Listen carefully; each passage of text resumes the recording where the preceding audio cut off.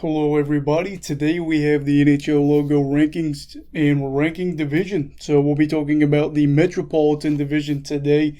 And before I start, remember I don't hate your team, just think that maybe a team could use another logo or go in a different direction. So with that being said, please make sure to like and subscribe and let's get this video underway.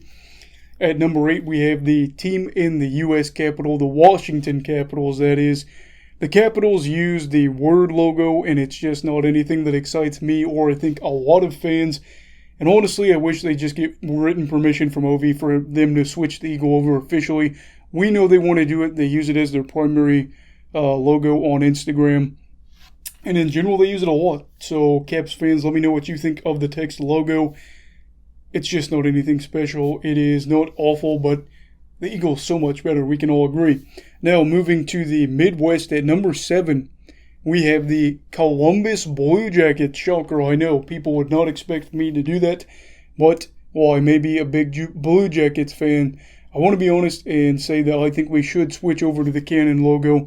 The current logo it doesn't excite me. It's not a bad logo, but I'm not sure what about it I don't love. It just doesn't hit home, you know what I mean?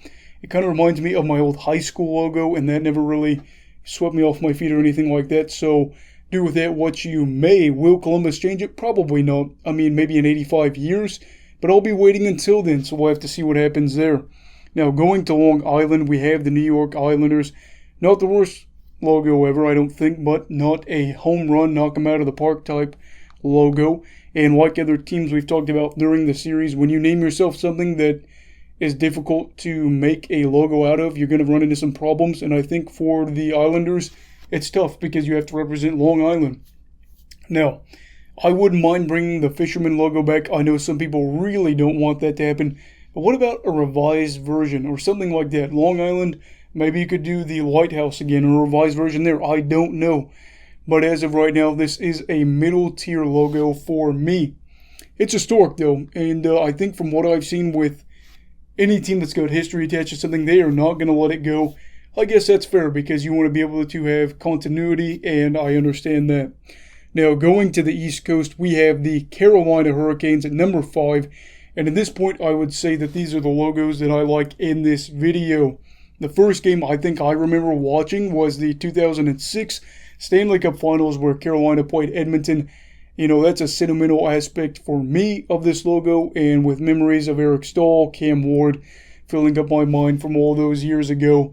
It's crazy how time flies, but this logo still brings back so many memories. And with that being said, we are off to number 4. That is Philadelphia. The Flyers will never change their logo. That is guaranteed. That's fine, though, because it looks good. They made a few minor tweaks here or there, but overall, good, consistent brand. Makes you wonder, though, why a team named the Flyers really don't have any sort of aviation-type logo or even a secondary logo like that. The end of the P is meant to represent the speed of the game, and the orange dot is meant to represent a puck. That's a very nice touch there, and the colors work well together. Again, I would love a secondary logo for a lot of these older teams that just refuse to do it. But after so many years, I'm going to say that it is probably not going to happen. Now, moving on into the top 3, and the third spot is the New York Rangers. You guessed it. The Rangers logo, I think, is iconic, and I think it is a little weird. It is weird, don't get me wrong. You know, I gave the Canadiens, I gave the Bruins lower ratings, but something about this Rangers logo just looks nice. Maybe I'm crazy, or maybe the Atlantic Division just had a little bit better logos. Who knows? Or maybe my love for goaltenders and goalie being the favorite position for me, watching Lundy all those years probably did the Rangers a favor. Call me crazy. Their colors, red, white, and blue, they're a good blue. That royal blue looks good. And, you know, who knows? We'll have to see if that rises as that falls once Lundy's, retires. I think it's already faded a little bit, maybe. Who knows? Now we get to the exciting number 2 that gives away number 1. That is the New Jersey Devils. And if I was alive in the 90s, probably would have been a Devils fan. Ironically, my dad was. The team played a brand of hockey that I loved, focused on a physical defensive game with a great goalie net. They won them 3 cups in 9 seasons. And that success from the first Devils title actually got my dad to want to name his son Martin in honor of the great goalie. And if he would have had his way, I would have been named Martin in honor of Brodeur. He didn't get what he wanted, but I did provide some luck in a different way, as about 2.5 months after I was born, the Devils beat the Dallas Stars in 6 games to win their second title in franchise history. I would like to point out that the Devils have not won a Stanley Cup since my brother was born. Dad, if you're watching, which I doubt you are, but if you are, just let that sink in. Since he's been born, not a single Stanley Cup for the Devils.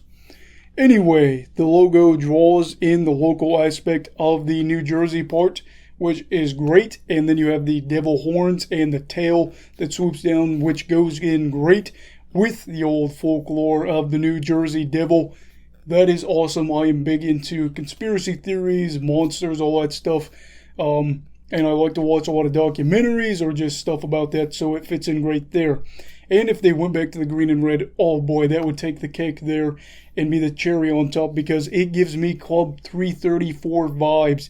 And that makes me happy. And if you don't know what Club 334 is, look it up on YouTube. Which leaves the last team in the Metro. That is the Pittsburgh Penguins. I might hate them, but I have to be honest that their logo is amazing. When you think of hockey, you think of ice, and you think it's cold, and a penguin is an animal that lives in the cold.